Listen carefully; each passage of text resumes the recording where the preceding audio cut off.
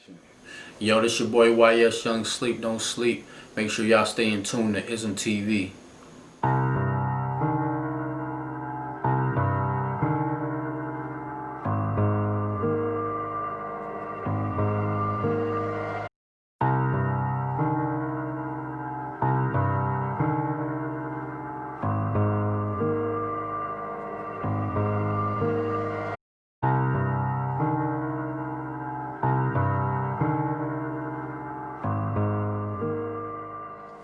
Holla at your boy, Ezim TV. We got a guest right here.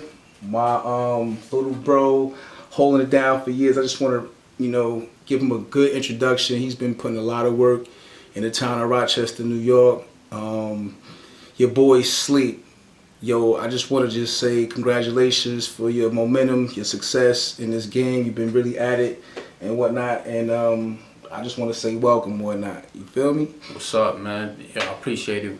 Back with Trey Ezim, man. You know how we do it. Ezim TV, man. This is my big bro. Started with bro when I was 15 years old. It's been a long time, and always show love, man. That's what's up. Yeah, man. Back in the days, it was kind of, interesting because you was a part of a collective, right? Mm-hmm. And that was C-Rock Crew, Yep. right? So what was it like, being like a young entertainer, in the rock independently, and, you was amongst a crew. What was it like just back then trying to, hone your craft? So like, I've been rapping since I was 12, but when I got around like my brothers and stuff, I say like 13, 14, but I think like 15, 16, obviously, when I started reaching my peak. But, we just all grew up in the same neighborhood and stuff, like Diego and Lay, like lived around the corner, and obviously they family, so I went to school with them, and me and T-Lay got real close, so like he'd tell me like, my uncle, we got a little studio in the crib and stuff, so. These are some local friends of yours? Yeah, this is local friends of mine since, I met T-Lay when I was like 12 years old, and I think Diego maybe at like 13, so from the jump I just met them and we started hanging out a lot. We all had interest in rap, and it's like 5 or 6 of us, it's me, Diego Dollars, T-Lay, Florida Boy, and that's about it right there. It might be a couple other members, but that was like the original crew. That's and obviously B Nice came. Right? Yeah, B Nice came a little later. That's right. Shout out to my brother Nice. But just being around dudes who worked on their craft every day, and being around dudes that's nice. Obviously, like I wouldn't say he was the leader, but obviously he was the one that stood out. My brother T-Lay, he was always nice. At 15, right. 16, he could hold his with grown men. So him being nice as he is and having that voice, it made me want to work harder. And I loved music. I loved hip hop since I was a little boy. I used to get Tupac CDs at 6, 7 for Christmas. So I always loved music. I didn't always want to do music, but I had that passion. So you pushing the name Sleep. Could you tell us where that came about? Yep. And how that manifested into your name as being your artist name? Yeah. So when I first started rapping, I didn't really have no rap name, man. So, and then like dudes around the neighborhood used to call me like, "What up, Lil Sleep? What up, Young Sleep?" I used to hate this shit because my brother nickname was Sleep. My brother was like a legend from around the area and stuff like that. So I used to hate it at first, but I'm like, damn, I don't really got no rap name. So I'm like, you know what? I'm always just run with this Young Sleep thing, man. So I ended up running with it, and then like a lot of times we'll shorten it down to just YS and stuff, but that's what it stands for. So I go by YS Young Sleep, and obviously when my brother passed, and that name mean a lot to me, so I never really changed my name. Obviously it's not the most like outthought name or whatever like that, but it means a lot to me. That's what I build my brand on. That's what's up, man. And sorry for your loss, what have you. I'm quite sure he's shining down and whatnot, looking on you, showing you love. So what's it like with your creative process, now as opposed to back then? How did you develop, through the course of time once you left that collective group and went solo? I think just experiencing life, man. Like 15, 16, I haven't really experienced life yet besides the death of my brother really like that. And obviously that's a lot.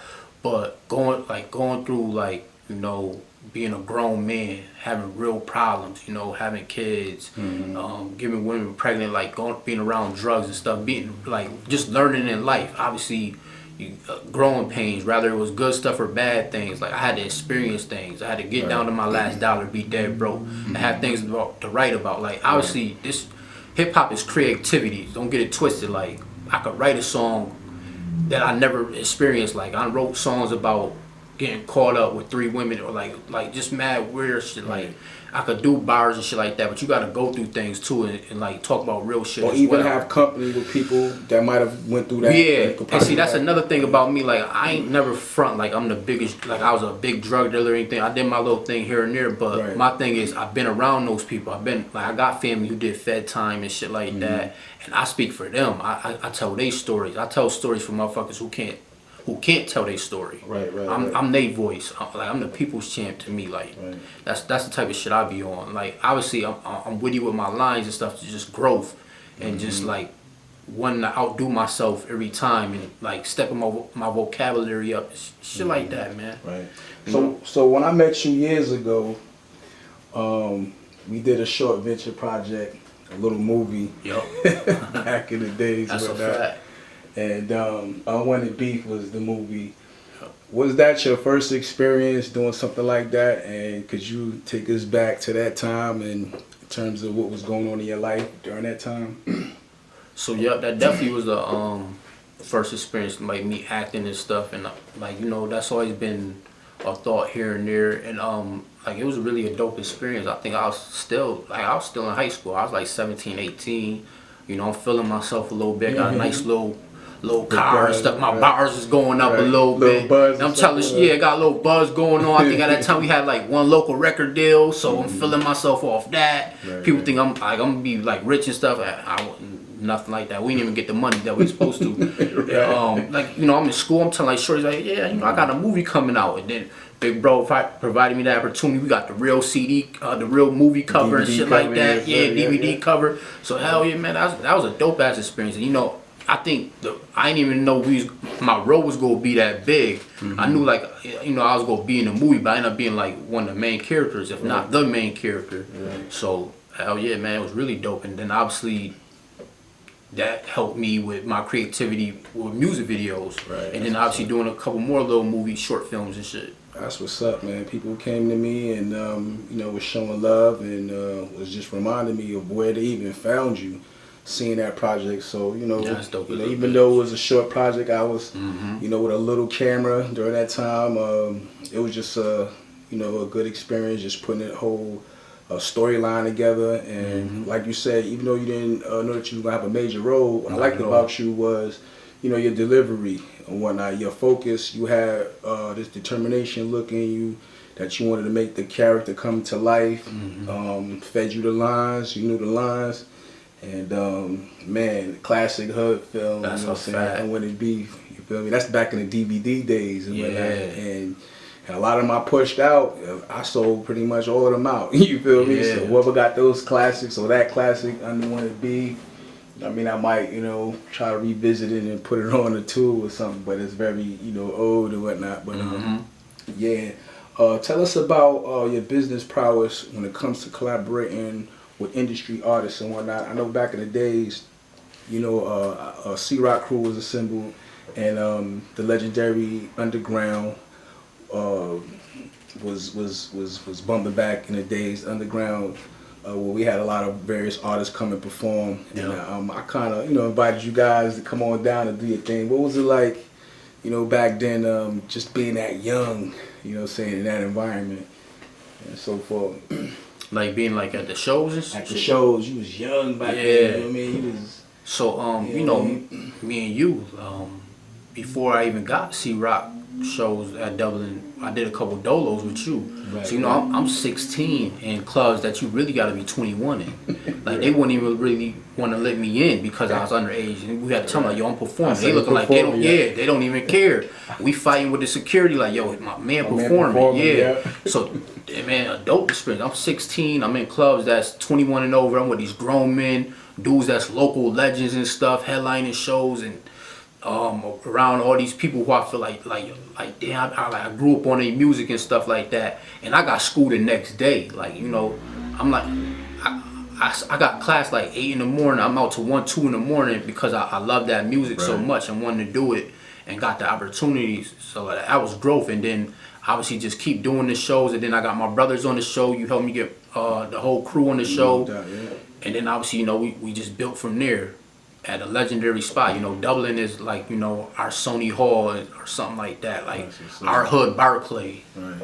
Now back then, you know, you was getting the buzz, you was getting the rhythm. You know, I really wanted to get, you know, young cats that was getting the business side of wanting to just, you know, expose their craft. You know what I mean? You also got to be on stage. You got to do the visual videos and so forth. So you was, you know, opening up for different acts. Tell us about when you opened up for, you know, Beanie Sigel and wound up, you know, doing a track with the man. What was that like, just getting that business going and stuff? I mean, I told your secrets, you know what I mean? But you know what I mean? If you want to share that with us. Yeah, so Beanie wasn't not too long ago, I honestly. But Beanie was one of my first out of town shows. So I think I opened up for Beanie in 2016 in PA. I was in Selling Grove, small part of PA.